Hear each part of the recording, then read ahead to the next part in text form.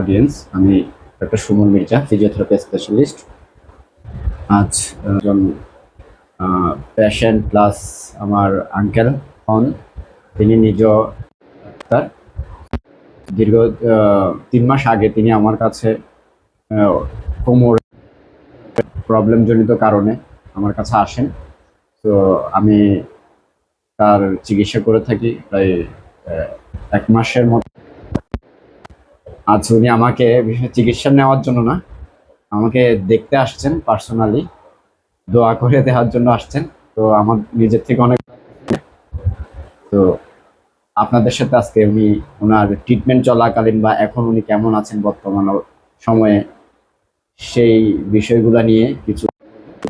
তো আমরা চলে যাচ্ছি সরাসরি আমাদের পেশেন্টের কাছে। আঙ্কেল, নামটা বলেন। আর একজন পল্লী চিকিৎসক, আমার নাম হচ্ছে সঞ্জয় কুমার রায়। আমি প্রায়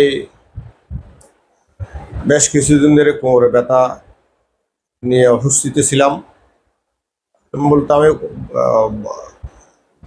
শোয়া থেকে উঠতেও পারতাম না, হাঁটাচলা করতে পারতাম না, অনেক কষ্টের মধ্যে ছিলাম। বিভিন্ন বিশেষজ্ঞের পরামর্শ নিয়েছি, কোমরে এক্সরে, এমআরআই থেকে শুরু করে সবগুলো অনেক ব্যথার ওষুধ খাওয়ার পরও কিন্তু ইমপ্রুভ হয় নাই। লাস্টে একজন বিশেষজ্ঞের পরামর্শ নিয়ে, বিশেষ করে মির্জা পেইন রিলিফ ফিজিওথেরাপি সেন্টারে কাছে হলাম। ডাক্তার বলছে আমাকে থেরাপি দিয়েছি। থেরাপি দেওয়ার বিভিন্ন কলা কৌশল এবং বিভিন্ন ব্যায়াম এবং ওনার যে থেরাপি প্রতি যত্ন সহকারে সুন্দরভাবে আমাকে থেরাপি দিয়েছে। ওনার থেরাপি দেওয়ার পরে আমি মোটামুটি সুস্থ।